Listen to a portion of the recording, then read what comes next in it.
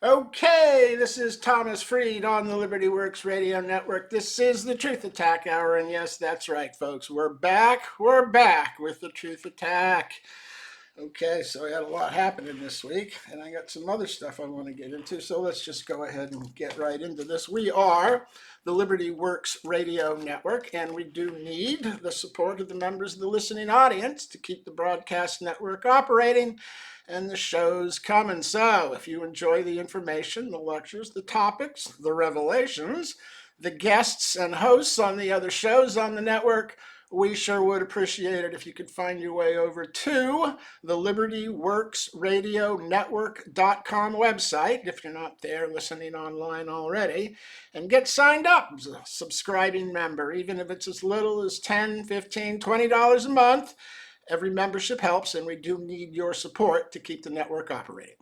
And if you want to get fully informed on my favorite topic, which is the maladministration of the federal income tax by the IRS, the DOJ, and the federal lower courts for the last 75 years, you should find your way over to taxfreedom.com and start reading Get Educated. You want to particularly read the article about the Supreme Court decision last June and the broken tax system, which talks about the change in the federal income tax law that occurred in January of 2018 when President Trump signed the tax reduction bill that rewrote the brackets and the rates and reduced the taxes for everyone, and which of course now is pending to expire at the end of this year if Congress doesn't reenact or make permanent those tax cuts, which are a big part of Donald Trump's plan to re-energize the American economy and put things back on track, which I guess is where we should start with today, because of course last week I said I thought we were near a bottom, and then the market promptly dropped another 4,000 points,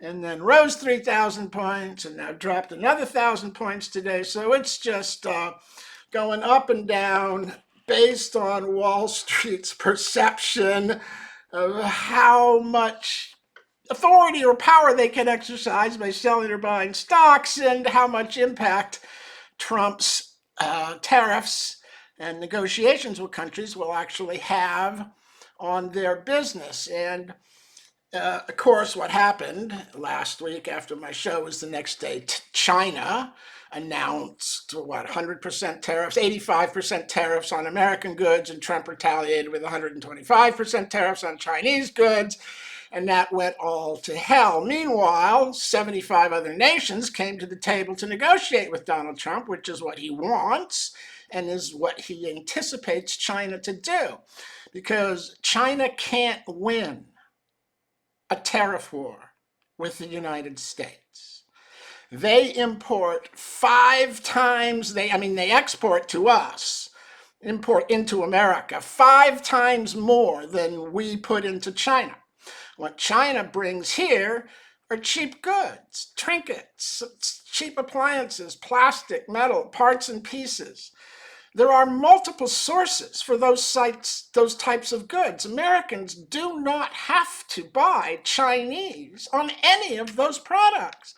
They have other options of higher quality usually, and of near equal price. The Chinese products success because they're so cheaply priced that people buy them because they know it's only going to last a year or so, and then they'll have to do it again, but who cares? It's only $2 or $3. So China's selling cheap merchandise here. And what are we selling there? Well, I wasn't sure, so I went and looked it up. What we're selling there is grain and energy, food, oil, and gas. Now, let me explain how a tariff works. When a nation imposes a tariff on products from another nation, what happens is that those products must have the tariff paid by the importer. Not the manufacturer or the country where that comes from, but the importer, which usually is a domestic businessman.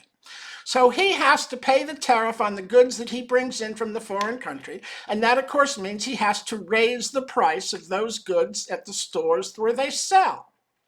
Now, if that is a sole source product, the price will go up to the nation that imposed the tariff, because the importer has to recover the cost of the tariff at the store's cash registers where the product is sold, and everybody will have to pay more.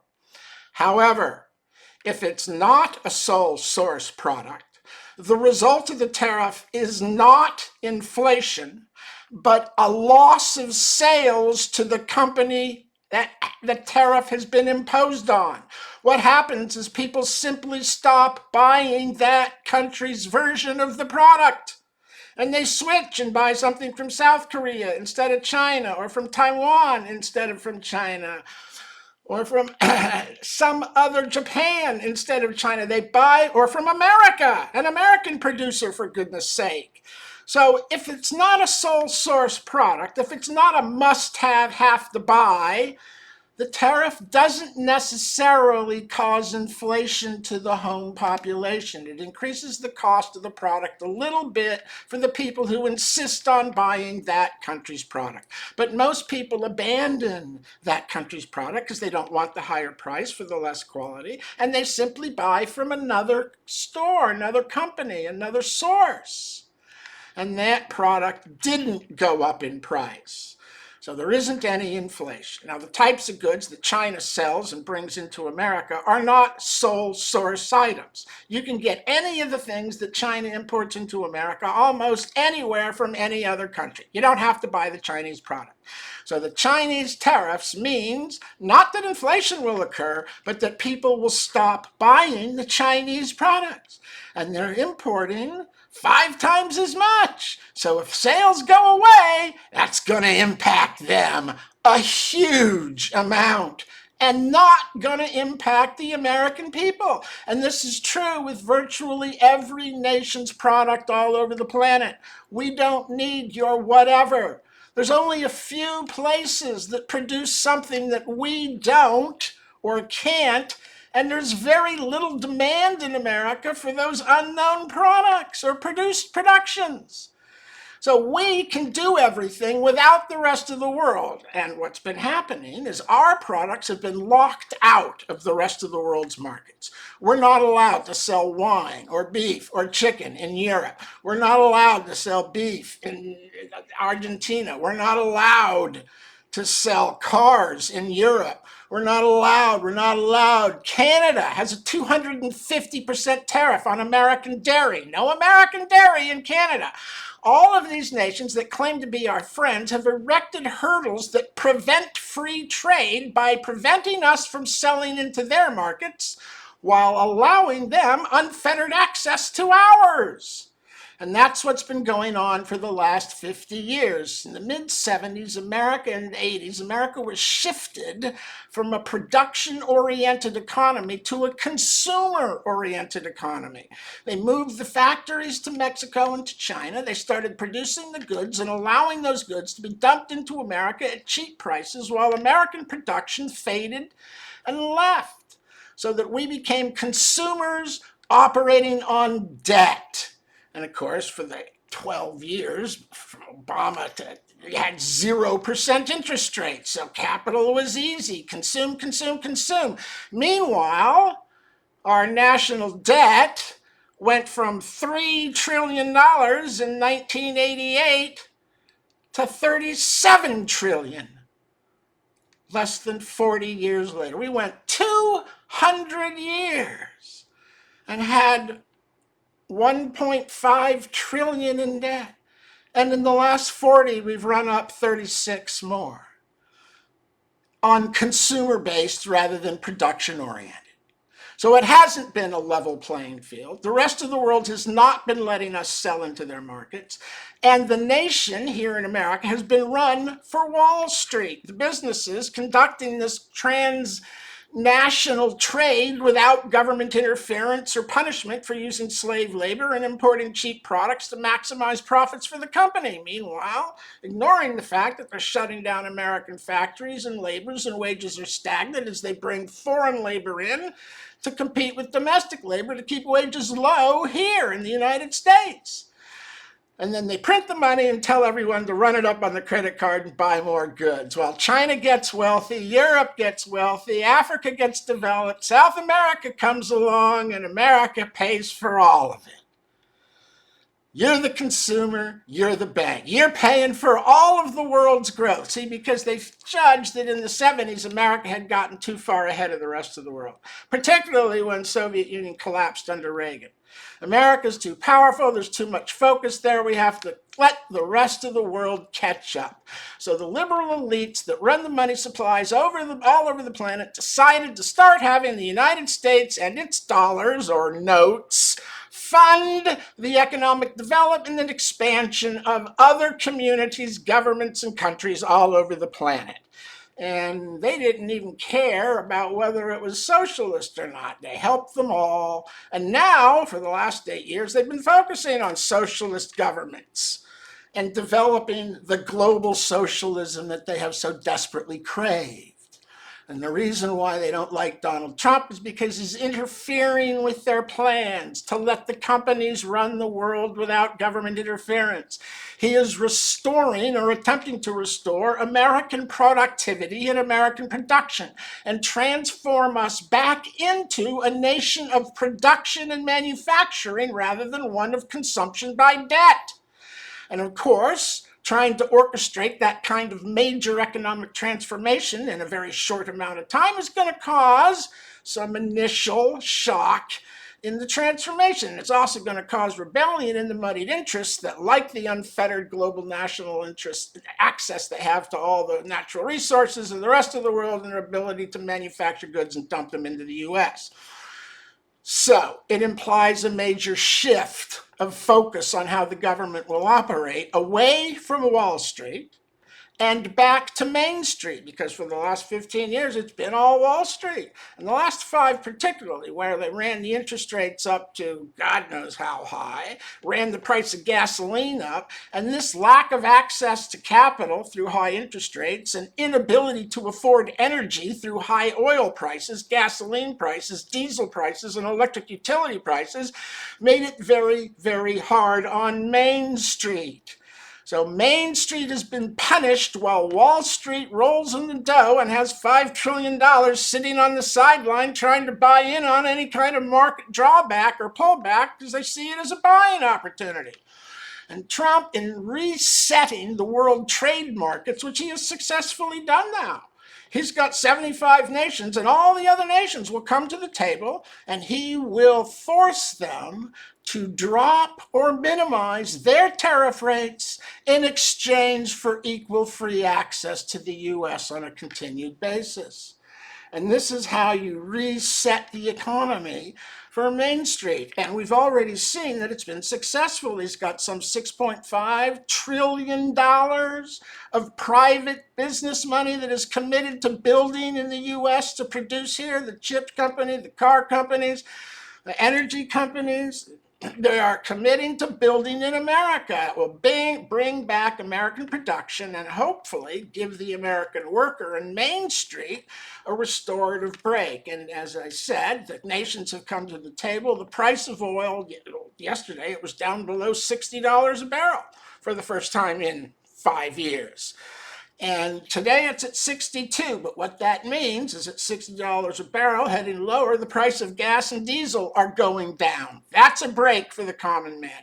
The inflation rate was announced as being 2.4%. So the decrease in gas prices has already reduced the inflation rate down to the 2.4 that they've been trying to get to for 4 years under Biden and couldn't do it because of energy prices. So energy's come down, the inflation rates come down, interest rates are going to start getting cut by the Fed as more and more countries cut deals with Donald Trump to eliminate or minimize the tariffs on our goods going to their country and to reduce the tariffs that he's imposed on them. And well, why impose tariffs on everybody? Because if you don't put them on everybody, all the other countries will ship through that one country that you didn't put the tariffs on. So you have to put the tariffs on everyone, so there's no escape route for anybody. They all have to come to the table in the White House and talk about a deal to get rid of their tariffs, to let our products in so that our country can sell instead of buy. We can balance the trade. And China is insane to go to war with the US over tariffs because what we sell to China is food and energy. which means their people have no choice. They have to eat and keep the lights on, so they're going to be the ones that suffer, not the Americans.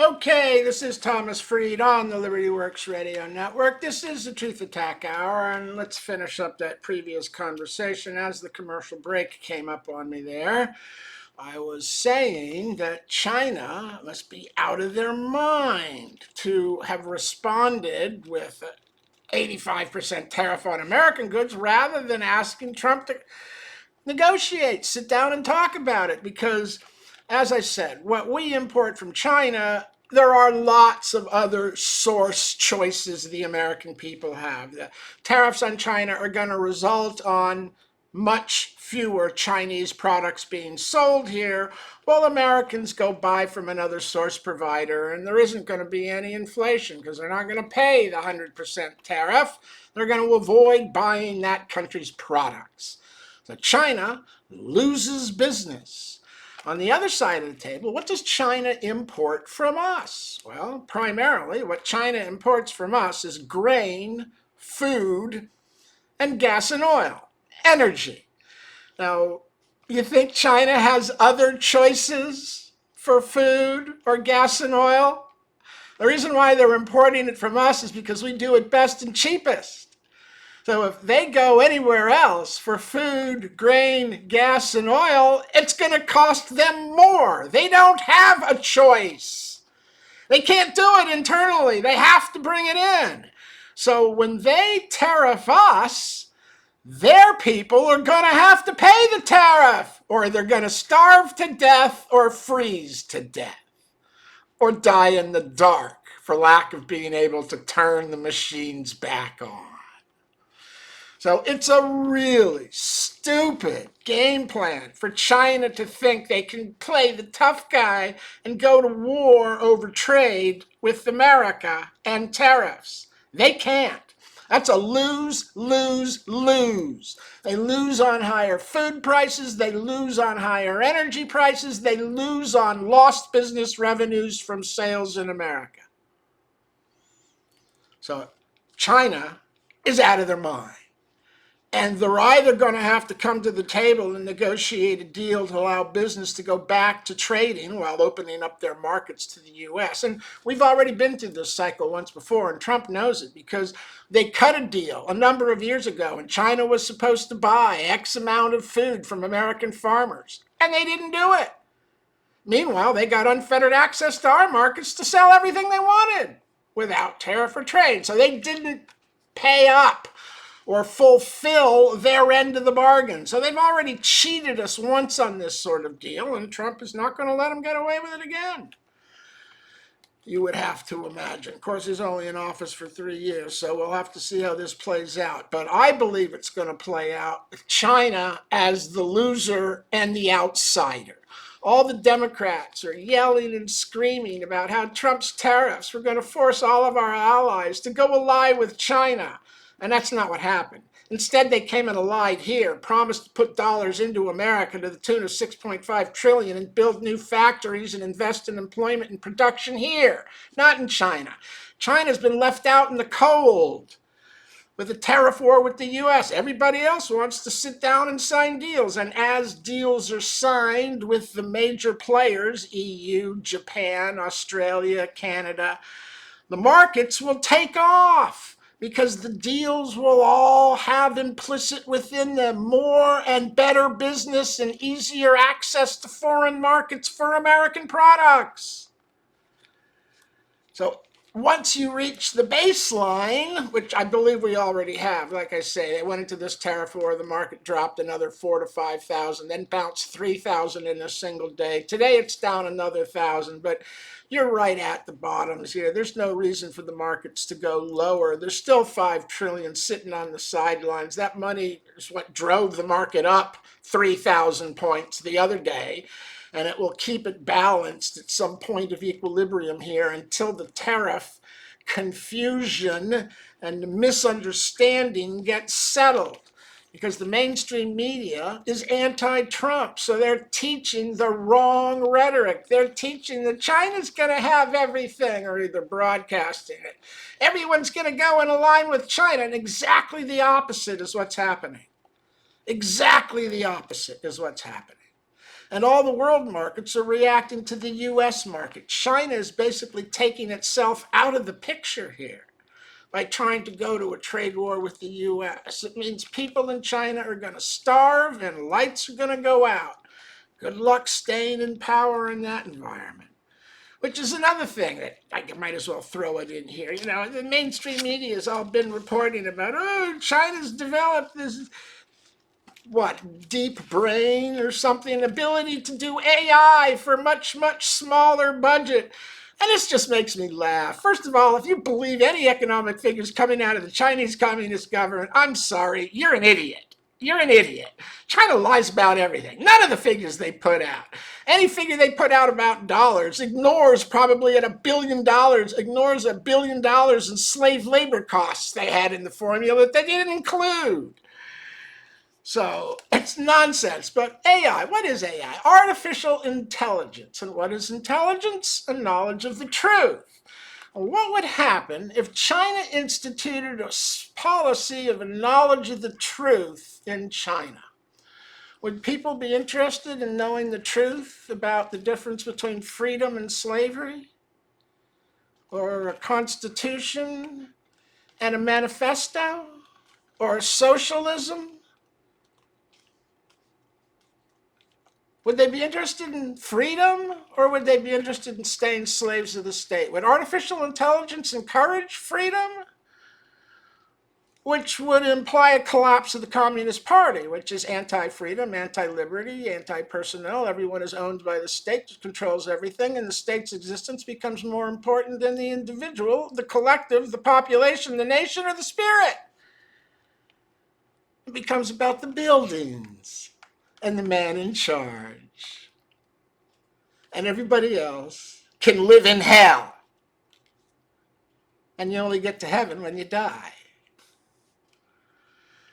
Now, I don't think the Chinese can develop artificial intelligence without destroying the form of government they've chosen to institute. And I don't think the government will allow that to occur. What they're going to develop and perfect is artificial propaganda, not artificial intelligence. And that's pretty easy to see.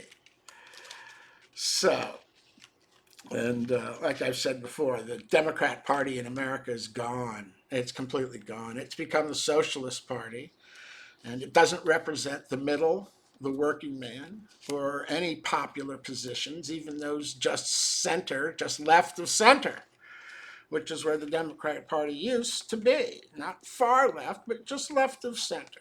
Economically sane and socially liberal. But now they've gone economically insane and socially psychotic. They've gone so far left, they left a third of the party behind in the center middle. And that's why Donald Trump won. Many of those people recognized, as Elon Musk recognized in a little cartoon he drew, that the center has moved so far to the left that now those people that used to be just left of center are now just right of center.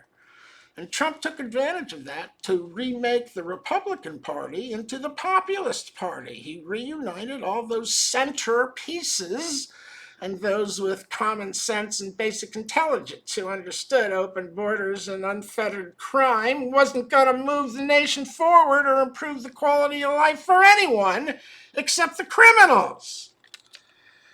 So, AI ain't going to work. What do we got? Okay, let's keep going here. So as I said, for the last 50 years, America's been a consumer nation rather than a producer nation, and Donald Trump is trying to reset the world stage in 1 year. Nobody's ever tried to do it before, and that's what's causing the shock. But in the end, we're going to have a new base out of which a stronger, bigger, greater economy will come, with American companies being given better and more access to the rest of the world's markets. And as I said, the evidence is already there that what he's doing is working for the little guy, the common man, rather than Wall Street and the moneyed interests. Because, as I said, oil's down to $62 a barrel, which is bringing the price of gas and diesel down, which is back down to under $3 for the first time in a while. And the inflation rate is down to 2.4%, which means the Fed will start lowering interest rates, which will give access to capital back to Main Street. So things are getting better, and it's just going to take a little while. He needs to get more deals signed. And of course, when he announced a pause on the tariffs, the market all raced ahead, not because he's backing away, but because why? He just paused them. He didn't say no. Why would the market run up 1,000 on a pause? There's no earnings that got made. There's no better business outlook. It's still the same. It's just going to happen in 90 days instead of now. I guess it's because everybody sees in 90 days companies will cut deals, countries will cut deals with Trump, and as the 90 days expires, we'll be moving into a new world environment where America is being restored as a producer nation and an exporter of goods rather than a consumer nation and a net importer with huge trade deficits, which was like 1.2 trillion last year. Under Biden, everything was for the foreigners. The jobs were for the foreigners, the money was for the foreigners, the housing was for the foreigners, the medical care was for the foreigners. Biden administration ran this country for 4 years for the rest of the world and any foreigner who could get here. And of course, they're just trying to buy votes. And now, look at the Democrats over the last 2 weeks. Oh, the markets are down, They're yelling and screaming about Trump destroying the industry and your 401k. Then the markets go up 3,000 points. And the Democrats are like, oh, insider trading. And the market goes down, they're upset. The market goes up, they're upset. Nothing can happen they're not upset about. Everything that happens, there's something wrong with it. If it goes down, it's him. If it goes up, it's corrupt. There's not one single bit of evidence, not one single bit of evidence or any trade that any Democrat can point to say somebody knew about it and took advantage of the market conditions. Not one. But that doesn't break them from bringing it up. That guy, Adam Schiff, is the biggest pathological liar in the history of America. Oh, Russian collusion. And now he's crying insider trading. What a piece of crap that lying animal is. Just a creature from the pit. The worst kind of politician. Nothing but lies to stir up controversy. He could give a hell about trying to bring back America production, or lowering taxes, or minimizing crime, or controlling the border. He didn't give a crap about Nancy Pelosi doing insider trading for 30 years. But now you get 1 day of market fluctuations, and the whole Trump administration is corrupt. What an idiot! What an idiot.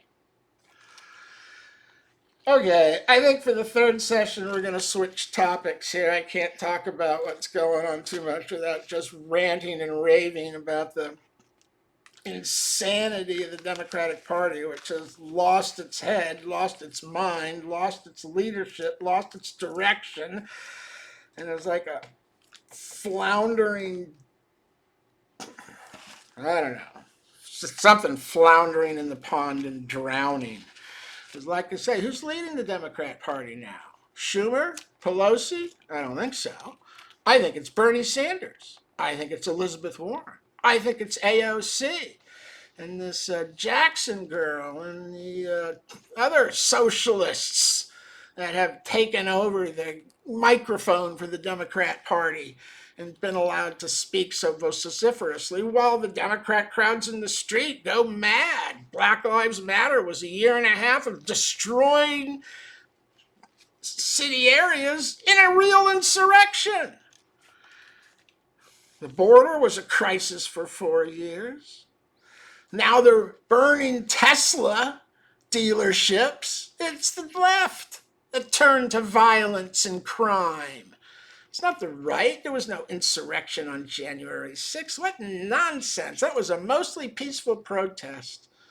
Oh, insurrection. Put the protesters in jail for 2.5, 3 years. No trial. Nazis. The Democrats have turned into the Nazi socialists. That's what Nazi stands for, National Socialism. I don't think many people know that.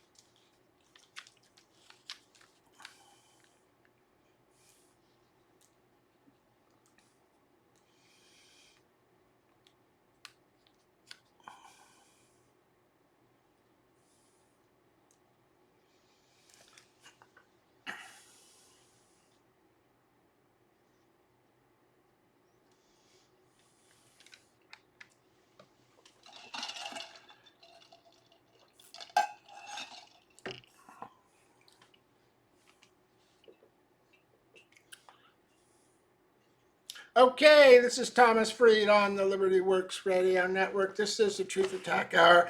And as I said at the end of the last segment, we're going to switch topics here and get back to talking about the change that's coming. It's already been handed down by the Supreme Court. The rest of the courts haven't got it yet. The Department of Justice is still in denial, but believe me, this is coming. The federal income tax is dying. It's done. The court ruled in June of last year that income tax is an indirect tax. It's an indirect tax, but for the last 70 years, the DOJ, the IRS, and the federal courts have been enforcing it as an unlimited direct tax on all earnings. And the Supreme Court says it's not direct, it's indirect. And about direct taxes, they said they have to be apportioned to the states. No exceptions. So the enforcement of the income tax as a direct tax on earnings is unconstitutional and has been for 70 years. So the federal income tax is going to die. And if it's an indirect tax, that means there's no basis for it simply because you had gross income. Gross income isn't a basis for indirect taxation. That has to be by impost, foreign activity or foreign imports, by duty, exports, or by excise, commodities, licenses, and corporations. There is no power to tax indirectly, under Article 1, Section 8, Clause 1, the labor of the American people, or their rent, or their interest, or their dividends, or their alimony, or their commissions, or their tips. None of it is taxable. Indirect taxes are taxes, the Supreme Court said last June, are taxes on activities and transactions subject to federal taxation by impost, duty, and excise. But if there's no foreign activity, if there's no import-export activity, if there's no commodity, license, or corporate activity, there is no activity or transaction subject to federal taxation. Labor in the 50 states isn't subject to federal tax. That's all been a lie since World War II. Instituted by the liberal Supreme Court of Franklin Roosevelt. And the Supreme Court, of course, made all sorts of errors in that era, didn't they? They gave us Korematsu, where they interred all the Japanese just because they were Japanese. Talk about a Supreme Court gone insane. Insane. Absolutely mad with power. And they went mad with power when they ruled on the income tax. That Section 61 gross income allowed Congress to tax all accessions to wealth. Where the hell would they get the power to tax all accessions to wealth in the 50 states? Where'd that come from? They got no jurisdiction, territorial or legislative. They can't even tax sales of retail products in the 50 states. How are they going to tax accessions to wealth? That's as direct and control a tax, an unavoidable direct tax on your life, your work, your labor, your right to work, your exercise of the right to work, and to own property and to accumulate property through the use of your own physical and mental powers. Where's the government get the authority to tax that? Where do they get the authority to tax marriage or heads of households? Where's any of this come from in the Constitution? Oh, that's right. It was a tariff act that applied to persons in the possessions. They could have authority over marriages and heads of households in the possessions, couldn't they? But not in the 50 states. That's under the state legislatures. And there's no authority for a gift tax, and there's no authority for an estate tax. The federal government's got no business in any of that. Where's the Constitution give them authority to tax gifts? To limit your charity? Where's that in the Constitution? How much unconstitutional nonsense does this country have to put up with? It's all made up by socialist judges enforcing the second plank of the Communist Manifesto instead of constitutional taxation. And that's essentially what the Supreme Court said a year ago in Moore et al. v. United States. It's all written up on the taxfreedom.com website. Go check it out and read the article. Because the tax falls, the requirement to file falls, the requirement to pay falls, the tax on labor falls, the tax on rent, interest, everything falls. And you know what else falls? The state taxes on income.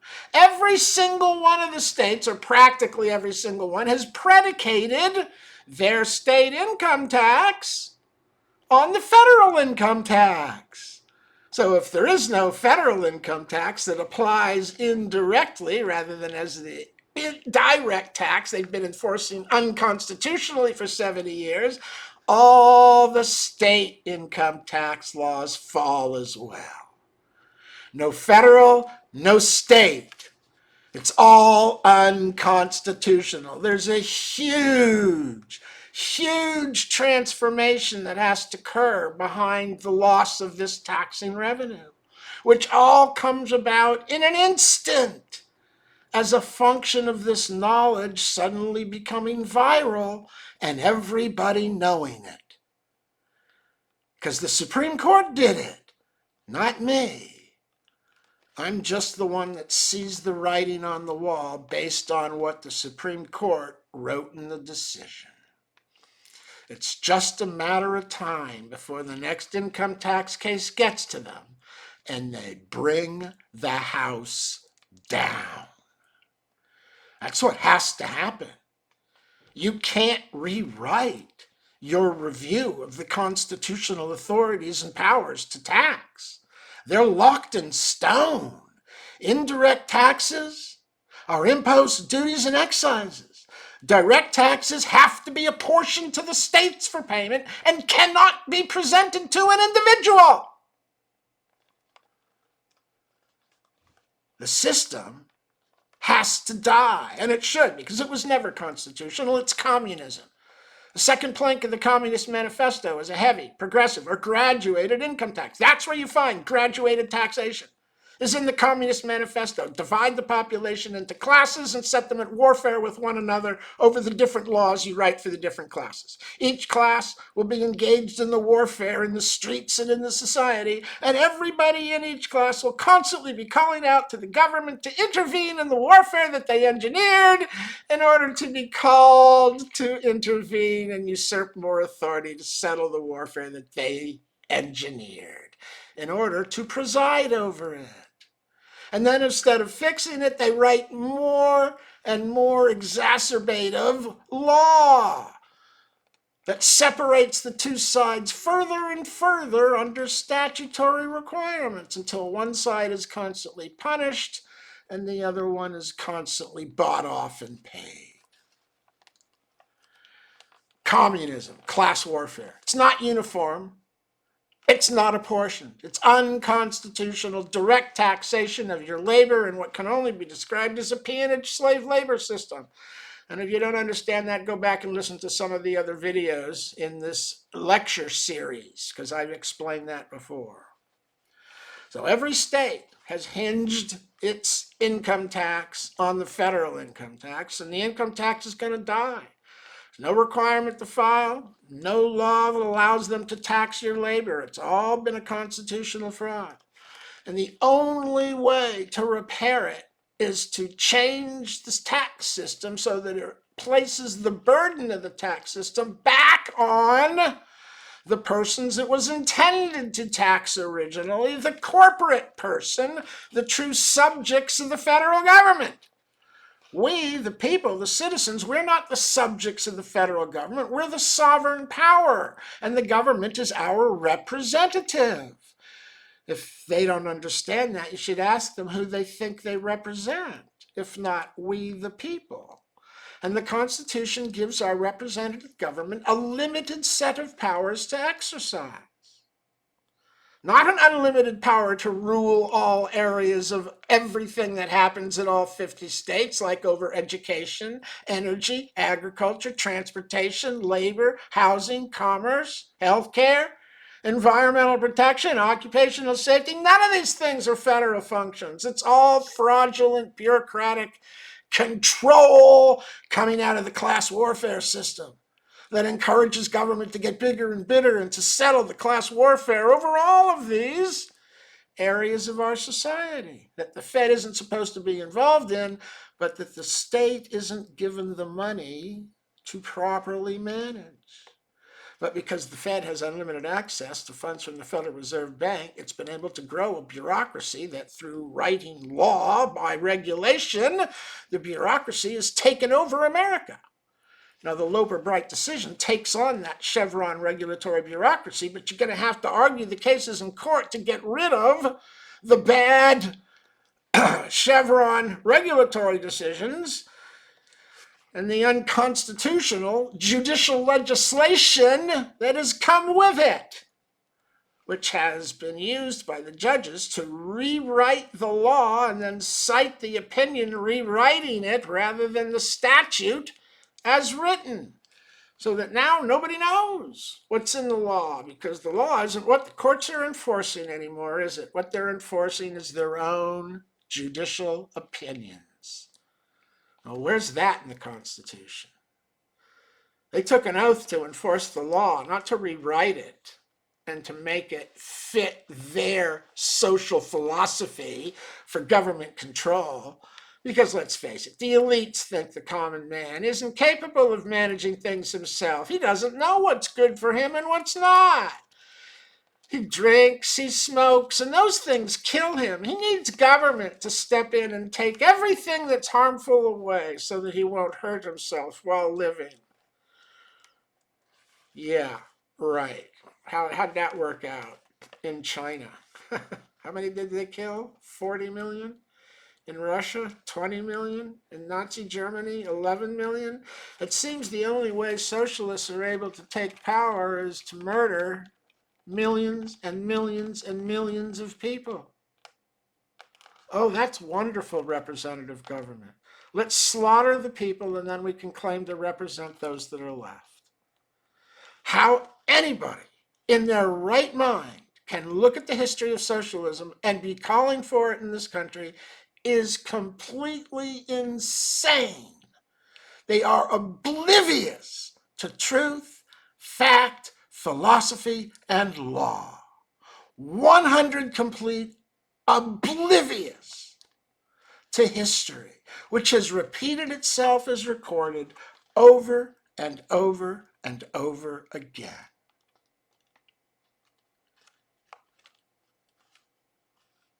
The only successful form of government is the constitutional republic.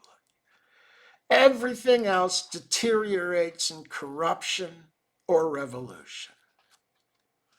Only the representative system allows for the change that must occur, where all government doesn't want change because it likes the way it is, and so do all the big companies. They like the way it is because that's why they're the big companies.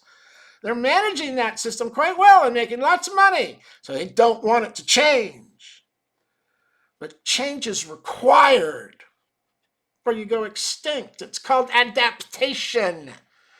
And it occurs both biologically and socially and governmentally.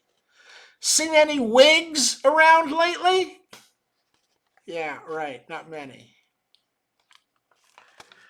So you either evolve or you perish, and government doesn't want you to evolve. All fixed government doesn't want evolution or adaptation because that scares the hell out of the government. They don't know what's new. They don't manage the tech. They can't manage the computers.